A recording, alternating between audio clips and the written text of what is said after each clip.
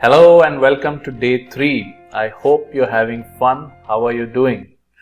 I hope you found a lot of value in some of the research and self-introspection we've done together in the last couple of days. And I also hope that you have been completing some of the exercises that we've been giving there, because my idea is for you to keep getting some of the mindset items in place before we go ahead and start talking techniques and scaling, etc.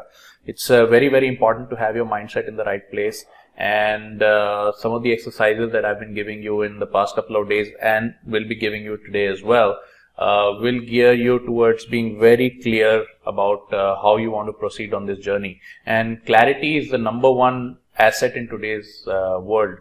Time is replaceable. You can outsource for cheap, get a lot of advice for cheap.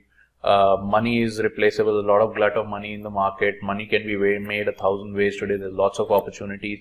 But the one thing that I feel is lacking in today's times for all of us, and all of us are victim to it, is clarity. Being very clear on what you want to do and which direction you want to go and how you want to position yourself, especially when it comes to your startup or your business. So what I would recommend you do is keep doing some of the exercises. If you've not done them, just take half a day and go back to every lesson and do the exercises below it. Look at all the collateral.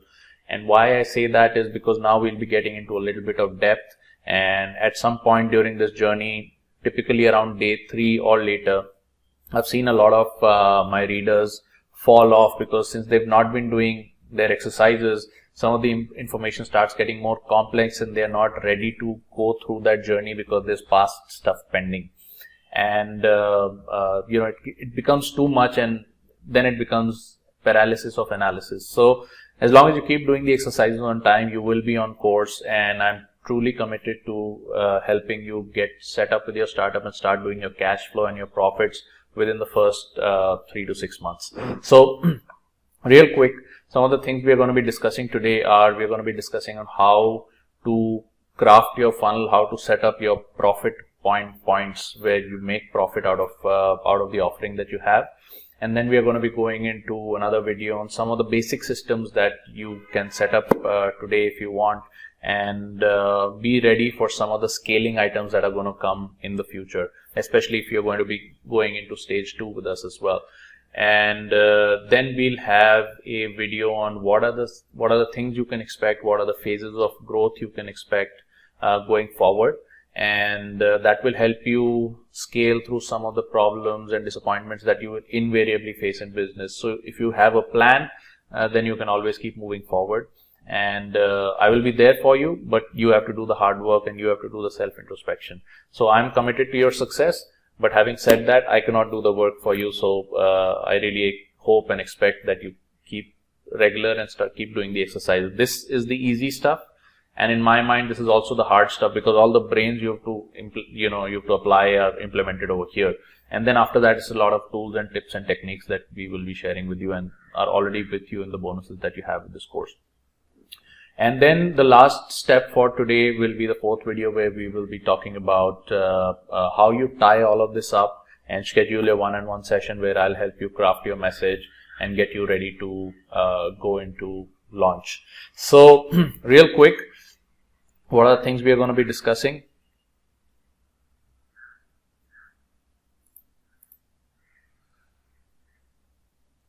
We're going to be talking about the 3 elements for maximum profit. The 3 elements that you need to have in order to make money out of the offering that you have, right? And the first element is pre-selling, which is creating an impression of your business, your brand, creating your posture, your positioning before the prospect ever interfaces or interacts with your brand or your company or your offering or you or your employees, right? So pre-selling is all your marketing stuff, all your messaging, how you want to position yourself. And this is not about doing Facebook ads, right? I keep saying all this. It's not about getting the message out there in front of 1,000 people and all of that. It's about being very clear about your message yourself and testing it out with 10, 20, 30 potential customers and seeing if it works, right? And a lot of this stuff I'm going to be teaching you is free at this level, and you can, if you have the concepts in place properly, you can scale it up with probably Facebook ads later, and we'll talk about that in stage 2 if you're going to be joining us for that level of classes. But if you're not clear yourself about where you are, the Facebook ads aren't going to help you. There's 100,000 people running Facebook ads and, giving their price points and offers and discounts, and nothing seems to work for them. I can guarantee you that. So, have been very clear in your marketing and your positioning. Some of this we are going to be talking today because I truly feel I should talk about it during the basic course, although a lot of this has been done in great detail in the bonuses you have, the marketing bonus you have with this course. Okay. So pre-selling, which is your marketing, how you set up your messaging, how do you want a perception of your brand in the mind of the customer before they interact with you at first. And this is very, very important because at the point of them shaking hands with you and you trying to sell them a high ticket offer, it's very, very important that subconsciously in their mind an image is created of you. And by image, I don't mean you need to be something that you are not. You don't need to project that you're a very hotshot, very big business if you're not a very big business, and that you're very specialized if you're not very specialized. But it's just about having a posture where they come to you in the right frame of mind, so that when you talk to them, you're not talking to the wrong kind of people, and you have as less as reasons as possible for them to be able to say no, because ideally your marketing should have filtered out the wrong kind of people and thus saved them the time and saved you the time. So your marketing is very important. Then you have the sales interview, which is your sales, which is how you interact with your prospects in order to get a high ticket deal done. And if you're not in a business where you have high ticket items that cost 50,000 rupees, a lakh of rupees, 5 lakh rupees, whatever. If you're selling small ticket items, then you need to be able to figure out how to go high ticket, utilizing your existing small ticket product portfolio to do higher level deals. I'll just give you a quick example of companies such as, let's say, Amazon or even Flipkart. They're typically dealing in small ticket items where they're selling average ticket size maybe 300 to 500, 700 rupees. That's the average customer who goes on Amazon and buys something. But they keep coming up with these blowout sales offers, right? Which is everything is off 50%, etc. That's how they advertise it. I don't know if it really is or not. But that's when they cajole people with the force of that offer to have them buy, 10,000 rupees worth of stuff in a day or 15,000 rupees worth of stuff in a day. So they are also trying to go high ticket at certain times of the year and just get that huge jump in their business. And that's something we need to learn as well. The third thing is, the third element for maximum profit. And this is not I don't want to come from a point where I say, hey, we are doing this for the sake of profit, but we need to figure out how to go to the next level and create a community where we add value to that community, and in the bargain we provide them added value that they can take home, and in the bargain we get to make some money as well. And this strategy is called back-end monetization. It is the most profitable strategy in any business, and this has been the most profitable strategy for any industry in the history of time. Okay, so your back-end monetization strategy is when you create similar thinking people. And today the information age is kind of over. The social age is starting, where people are utilizing the internet and social media and taking decisions which are in harmony with their inner self. And today people are making connections across the world, deeper connections than they have with their family or their friends, because the internet and social media has helped people come together, in terms of things that they want, things that they like, the type of people they are, which may not necessarily be the kind of people that there are there in their family or in their friend circle. And bringing people together, bringing them the kind of value that is phenomenal and unprecedented. To no level, never before in this past has this been able and possible at a level and scale at which this is possible. And this is possible for you because you will be bringing this community together. And when you bring this community together, there will be an explosion in terms of the value you're bringing, and hence there will be an explosion in the profits that you're making. That's the third stage. Okay, so we'll real quick go into the breakup on what are the items that we're talking about when we talk about pre-selling, selling, and then community building or back-end monetization. In pre-selling, you have items like social media marketing, the stuff that you write on your Facebook fan page, the stuff that you write on your Instagram, etc. If you have some videos that you put up on YouTube, And then you have other items like offline marketing, which is your brochures and your coupons, extremely important in the case of restaurants, etc., any retail kind of enterprise. So you have your offline stuff going on, you have a little bit of online stuff going on, and that is creating an image of your brand or of your product in the customer's mind. Then you have your 10 steps. If you're going high ticket, if you're intending to go high ticket, you have 10 steps that you need to follow in order to reduce the resistance in the minds of the potential customers that are seeing you and listening to your message. And we go into this in great detail in the sales and marketing bonuses that you have with this course. But I just wanted to throw it out there. You have 10 specific steps you have to take in order to reduce the resistance in the mind of the customer before you try to sell them something that is a high ticket item that could be maybe 5 times more in ticket size and revenue size in the price they have to pay than they have expected from a company or a business or a brand like you. So you have those 10 steps that you need to follow, and these are the ones that constitute the mindset setting of the prospect, so that they're in the right frame of mind to listen to your high ticket offer. Then you have your sales interview, which is you need to have a hook in there. You need to have a hook which brings the prospect into a discussion which is high ticket in nature, where they are in a mindset where they're going to spend big money to get big value. The second part, of course, is the product and solution that you're pitching. So the hook is what reward they're going to get. The product and solution is how you're going to make sure that they get that reward.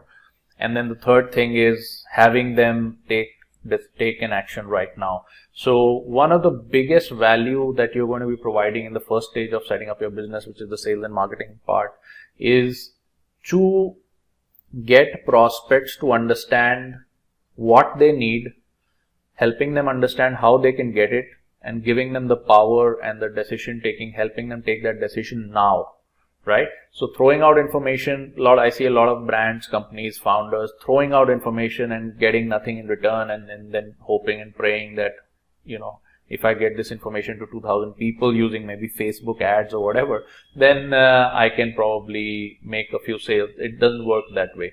You have to figure out that once you give information, it is used as a selection tool to select the prospects who are responding to that information, then pull them into a high ticket area discussion where you make them confirm that they have certain needs and wants and they want a product solution, then show them how your product and solution can serve them and make them take a decision today.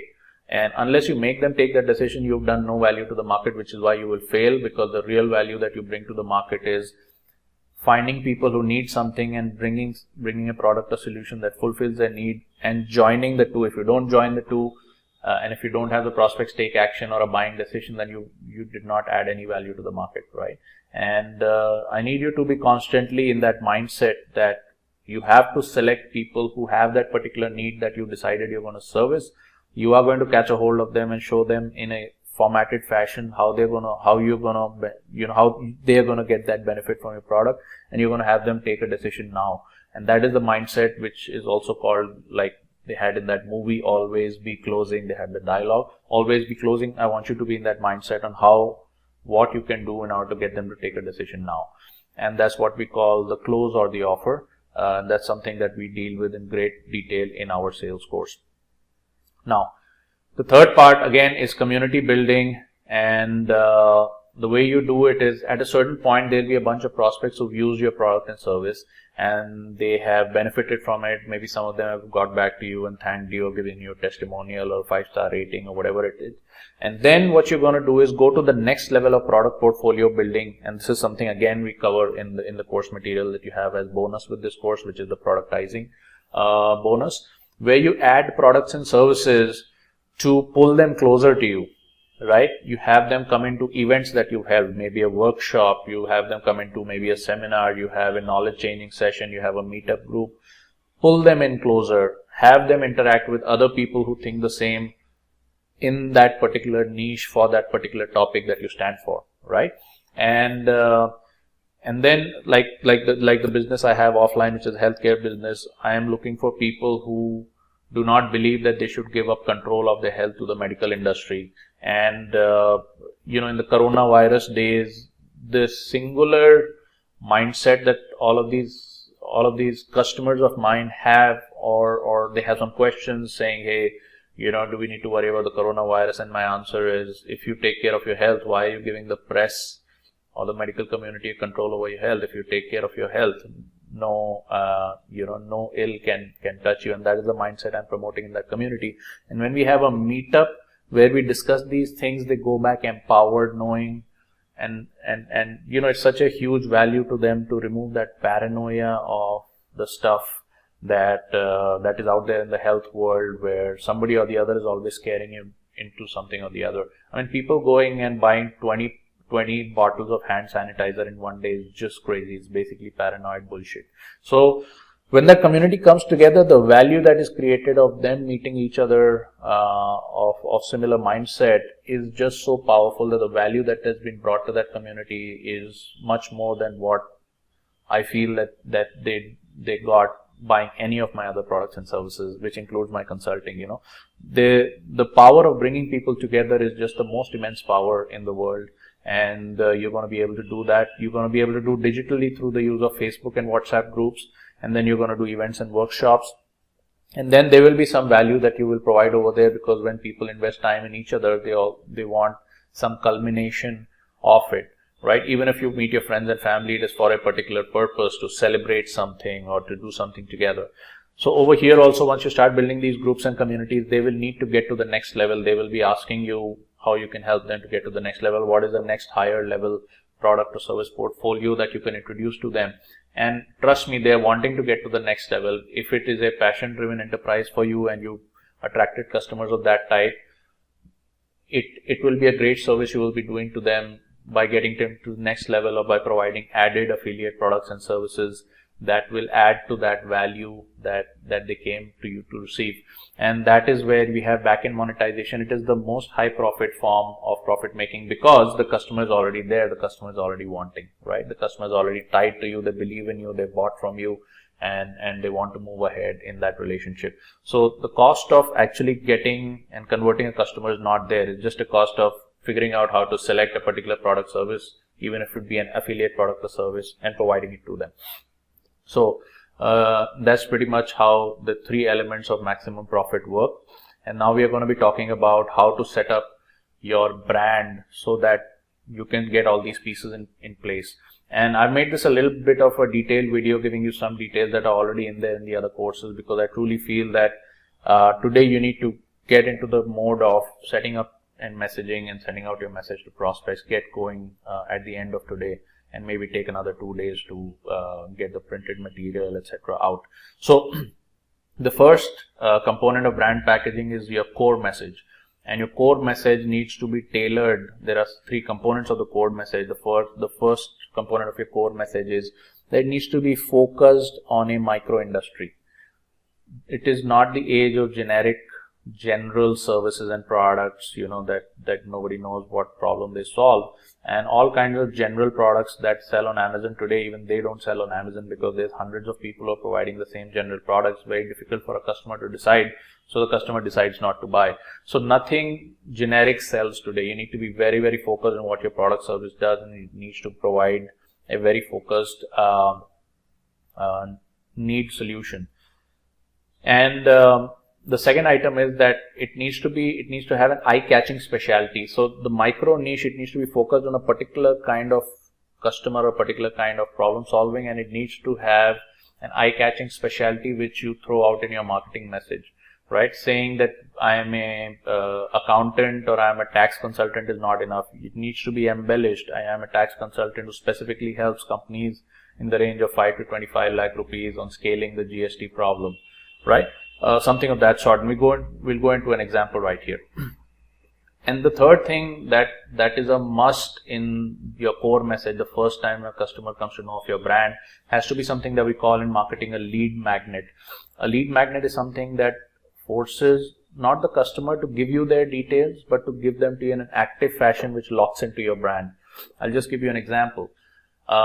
Usually when customers come, they'll ask for your visiting card or brochure or whatever. What you can have them do is say, hey, if you WhatsApp this number, we will send you a free guide on how to do 20 ways on how to do this, 10 reasons why not to do this, 5 reasons whom to do this for. right? Something that kind of makes sense to that particular focused customer.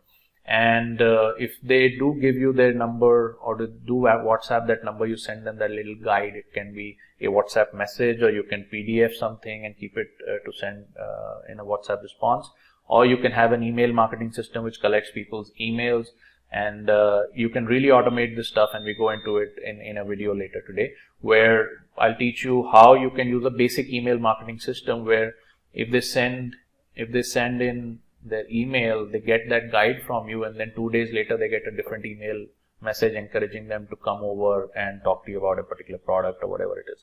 So you can really automate this stuff, and the big benefit of having a lead magnet is you get active customer details and not passive customer details. The customer locks into your brand, and the way they do it is that in order to be able to send you that WhatsApp message, they have to add your number in their phone book, and once their number is added in the phone book, they've received something via WhatsApp from you, then you can always add it to a broadcast list and build a list out of this where you have at certain point, let's say 1,000 people who have got that flyer from you via WhatsApp. Next time you send them an offer or an invitation or something, with one click for free, you are able to contact 1,000 people. Right? Imagine if only 2% of them buy your product, that's 20 customers right there, right? Same with an email list. Once they get into your email system, and I use the word email system because Google does not allow you to mass message to 50 people, 100 people, whatever. So you need to have something called an email system on your website where a customer sends in his email, the email system automatically sends them the flyer or some material of value that they wanted to read. And then later at any point in time, you can mass message 1,000 of these customers with whatever offer you have. And even if 2% of them convert, that's 20 customers for free. For free. Email marketing is free. Apart, you have to pay an annual fee for the email system, which is very nominal, little to nothing. WhatsApp is free for all anyway, right? It's completely free. So you need to understand this lead magnet, where instead of getting a customer detail, you have the customer message into that WhatsApp number. And then you send in the guide, and now the customer is logged in with your email broadcast, right? Or WhatsApp broadcast. All right. Now I'll just take a step. This is the first step, the core message, and this is the most important step. I'll just take 10 minutes of your time out, and we're going to discuss an example of how you can do things so much better just with the right kind of thinking, right? Now, we have a small scenario over here where a customer is, where a new event management company or a bunch of freelancers have gotten together, and they are planning to launch an event management service. And they get somebody who's interested. They, throw out their card and their brochure everywhere, and then there's a customer who asks him, okay, what do you do? Well, we are into event management.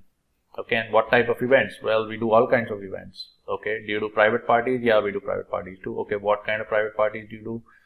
Well, we do kids parties. We've done a couple of kids parties recently. Okay, that's great. Okay, great. Give me your card and we will call you when we have something, right? And this is a usual sales interaction or a marketing interaction where you just threw away your information. They asked you for your card. You never had any control over this conversation. There's so many things wrong that have gone into this conversation. What I'd like you to do is take some guesses, write down 3 things that are wrong with this conversation. Stop this video, write down 3 things that you think are wrong with this conversation, and then replay it, and I'll tell you many more than 3 things that are wrong with this conversation.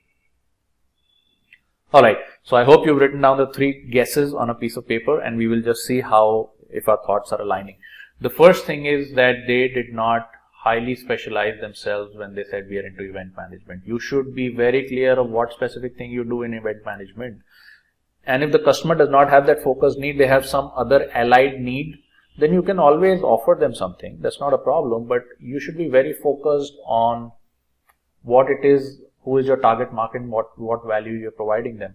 Because usually when you interact with 1,000 customers, in today's times, a customer thinks, I am unsure about what I'm getting from you, so I'll go to somebody else and ask them what I want and get it from them, right? So 1,000 people walk by, you have to be very clear who your real customer is, and those 5 customers or those 10 customers will stop and enter. But if you're general or generic, nobody will stop and enter because nobody has the time, right? So the customer is always thinking, I don't know what I'm getting from you, So I won't talk to you, I'll go talk to somebody who I know, who knows what I want, and I'll get it from them, right? So that is the mentality in today's time. There's the same mentality on social media, the same mentality in real world life. People don't have the time, they're looking for something very specific, and if your message hits them, they're going to walk in and talk to you, right? So the first thing was they did not clear what specific thing that they're doing, and the customer was forced to waste time with them, getting down to the point that they mainly do kids parties. Right, so it's a waste of the customer's time. You did a great disservice, and even if a real customer has a real need, they'll get pissed off and not talk to you anymore because they know you're not a specialist. Now, the second important thing is that when the customer said, hey, we'll think of you, these guys gave them the card and that is a passive. Never ever throw your information out. It's not important that other people have your information. It's important that you have their information. And not only that, you need to have their information in an active format where they are on your WhatsApp broadcast list, right? So these are some of the things, these are the three things that are basically wrong with this. And I'll just show you the same example in a different format, and you see how many different benefits we've changed just by changing the positioning and changing that one statement, right? So we do it in a punchline format. We say, hey, so if somebody says, what do you do? We provide a full suite of planning and execution of toddlers parties, which ensures that the experience and memories stay alive in your mind as well as your guest's mind for years to come, right? And the customer says, okay, well, how do you do that? What all do you do in toddlers parties? That's a great question. If you WhatsApp this number, here's my card. If you WhatsApp this number right now, we'll send you a free guide on 20 ways to plan your child's 5th birthday party so that they thank you for it even in their 30s. Right? Now, the difference between the previous example and this example is almost maybe 7 or 8 points, and we'll go into them one by one. Right? First of all, when you present to a person, you talk about the niche and the sub-niche. So we provide a full suite of planning and execution of toddlers parties right down to the micro niche, right? So what all are the basic needs, the 8 primal needs and the 8 secondary needs that your product or your offer or your marketing is fulfilling? So we provide a full suite, which means we have a product portfolio. Right? So always think in terms of a product portfolio. This is covered in your productizing bonus with this course. Product portfolio. So we have a full suite of planning and execution. Planning and execution comes to efficiency and convenience. These are one of the 8 secondary needs of of mentality that your product or service needs to fulfill. So the efficiency and convenience. So a person knows that you have a complete product portfolio, and you will be efficient and it will be convenient for them because you will do the planning and execution of toddlers parties. Toddlers parties is a micro niche, which means event management, private parties, kids birthday parties, right? And toddlers parties. So it's a micro niche. The customer is getting to know in one sentence that you will be efficient, it will be convenient for them. And then you have a full product portfolio. So there's things in there. So there's things in there that they may not even know that happen, that could be part of it. So when you say full suite, it makes the customer think, oh, maybe there's a bunch of things in there that I don't even know exist. That's awesome. So we provide a full suite of planning and execution of toddlers parties, which ensures that the experience and the memories stay alive in your mind as well as in your guest's mind for years to come. Right? So now the experience, which is consumption, that is a primal need of mankind. So you need to consume food and beverages, and when you talk about an experience, that is a consumption primal need triggered in the primal, one of the 8 primal needs triggered in the brain. And the memories stay alive, which is durability. So you're getting an experience and the memories will stay alive, which is durability, which is a secondary need. Just go back to that video on primal and secondary needs and look at it.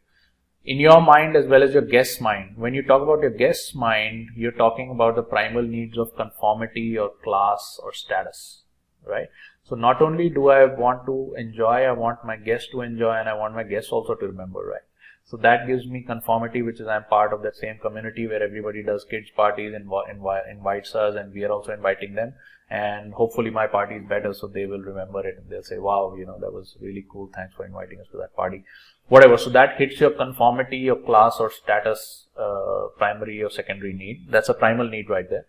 For years to come, again, durability. For years to come, you buy this one experience and it will stay alive for years to come. So if the experience stays alive for another 20 years, the cost that you pay for it, even if it's 30,000 rupees, is nothing, right?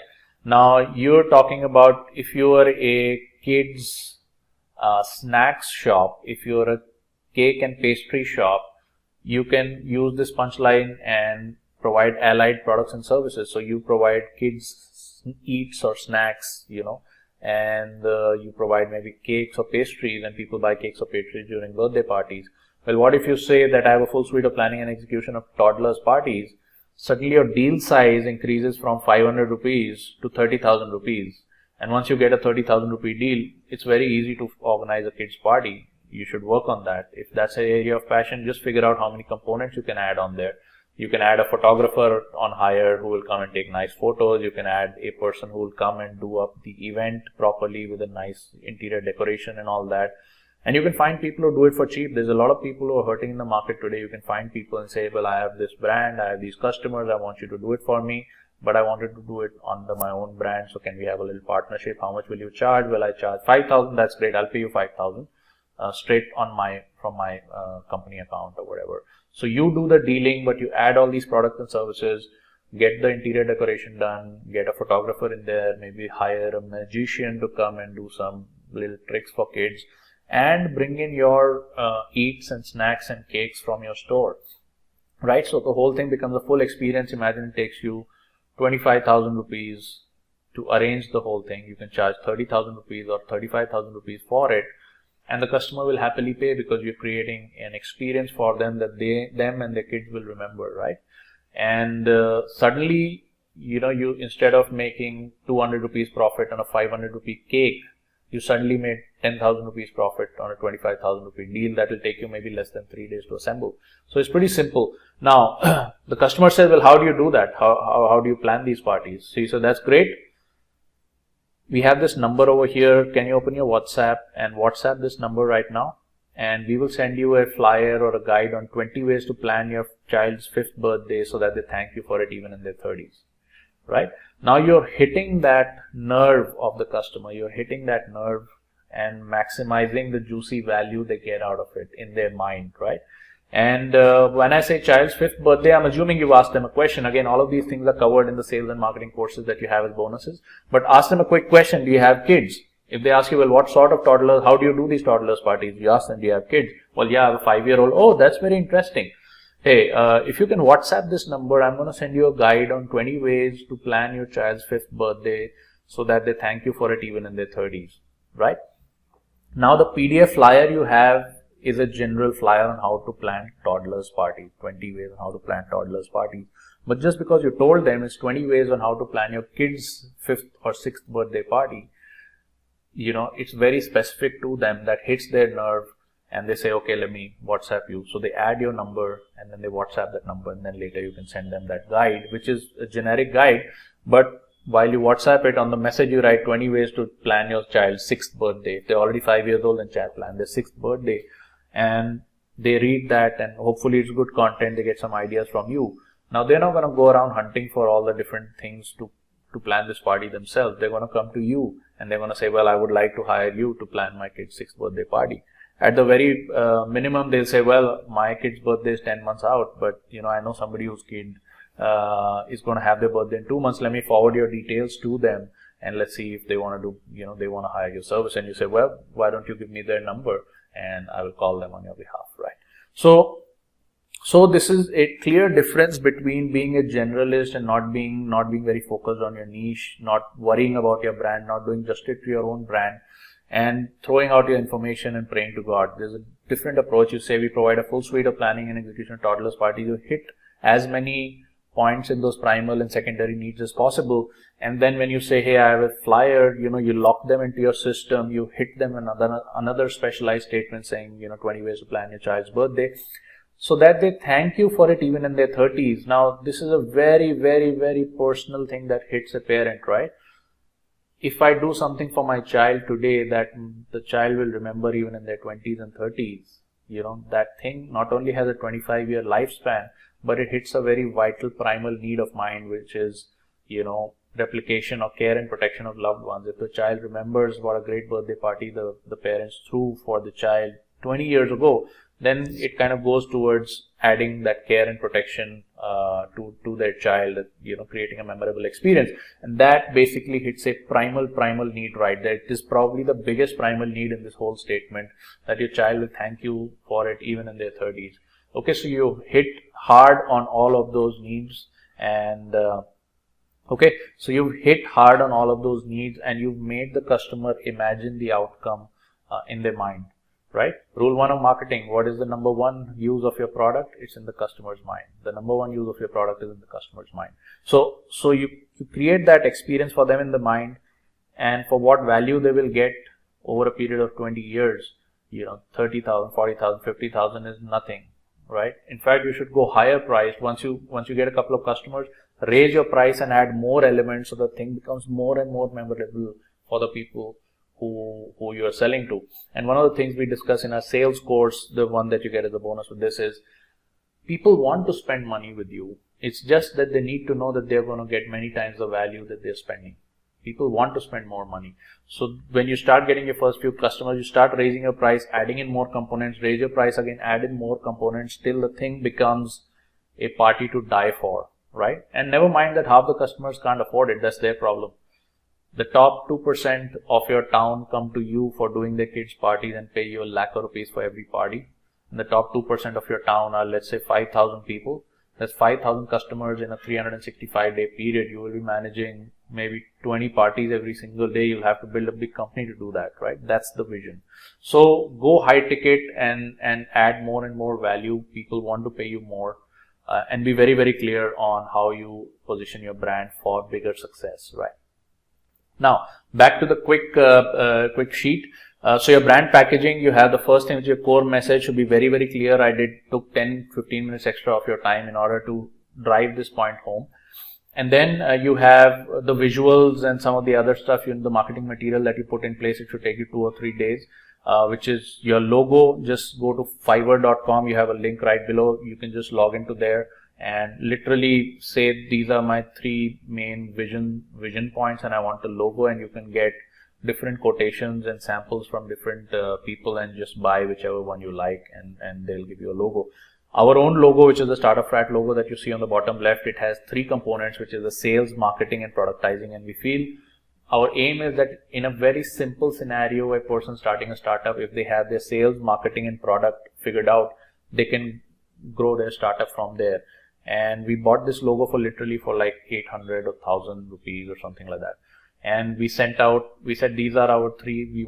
We are a very simple startup consulting service who can help literally a simple person with simple message and a high passion to build a startup with not a whole lot of complicated office and employees and this and that. And we can get this done within a period of 15 to 20 to 30 days using these 3 principles. And we just had different people bid for it, and somebody bid close to about 800 rupees, I think about $20 or something like that. We were able to select this, and it's a very simple logo, and it reflects the kind of simplicity we want in a business process, right? And we paid everybody, actually. We paid everybody. Somebody was charging $5, somebody was charging $10. So we ended up paying a good 3,000-4,000 rupees, but we finalized on this logo, and this is the one that we've used. So you can literally create a logo yourself, or have a good friend of yours, if they're a graphic designer, to create a small logo, or literally buy it for $5, $10 on Fiverr. Not a big deal. Get a professional, good photographer to take some professional looking nice photos of you, high quality photos. So we use some of these photos with me addressing seminars, and I used to actually hire a photographer and take him to a seminar where I was one of the speakers, or I was the core speaker, and I would have to pay for that seat. because many of these seminars are organized by different companies, etc., and it's on a paper seat. So if I want to have one of my guests in the seminar, I have to pay for that seat. So I would actually pay for my photographer to sit in the seminar where I am addressing, because I wanted high quality photos of mine taken, addressing a small room of 40-50 people or whatever. And then some of these are the photos that I use for my branding. Okay. Then you need to have a visiting card which should have your logo.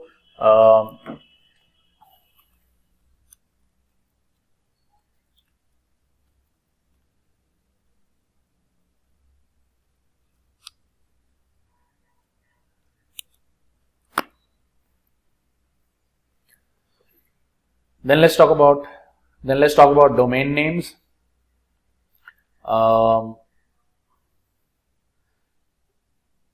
Then you need to have your visiting card, which features your logo.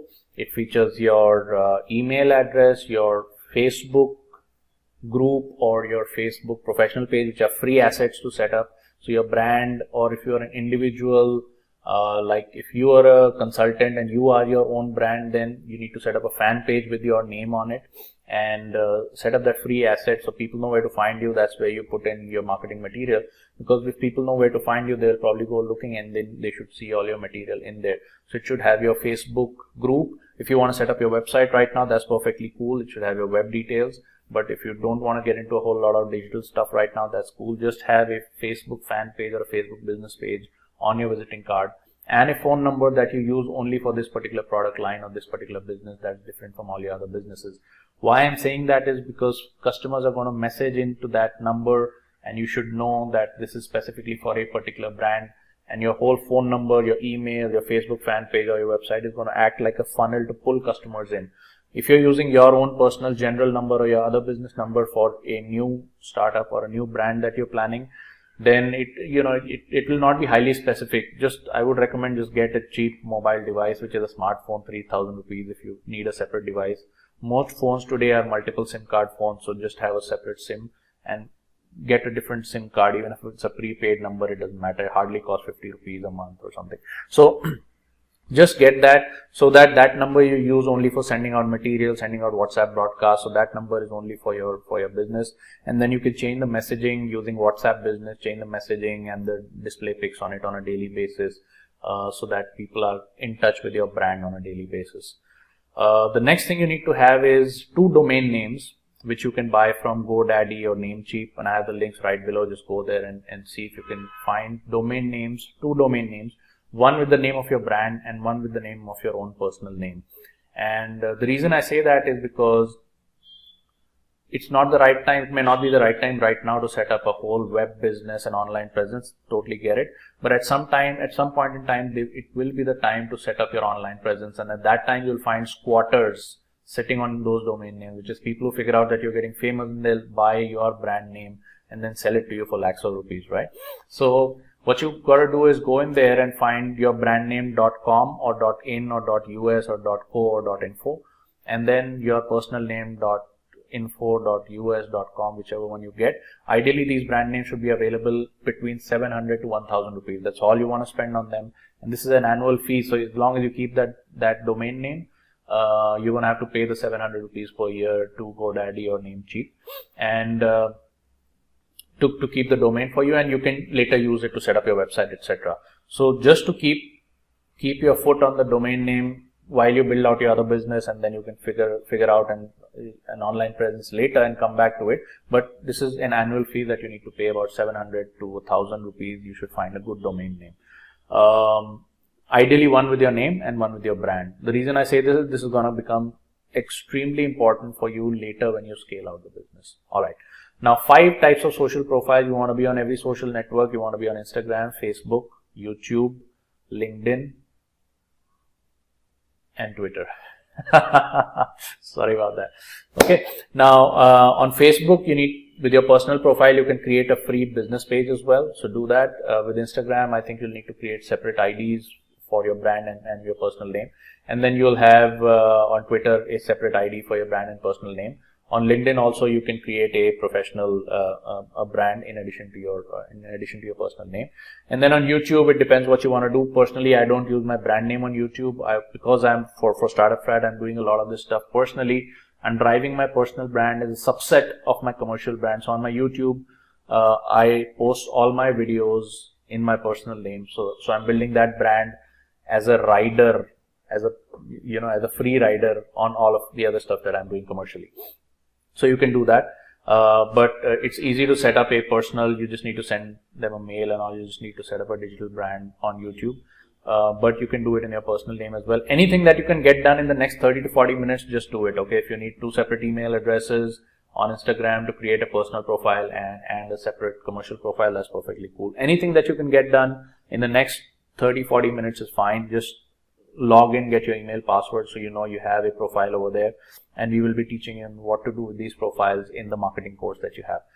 Okay, and then what you need to do is you need to define your prospect's journey. We talk about the 3 F's over here, which is the funnel, which is your prospect's journey, the folio, which is your product portfolio that you offer, that you surround your prospect with, and then your footprint. There are certain products that will not add to a profit in your product portfolio, but they are there so that you have that footprint on that particular moon, so to say.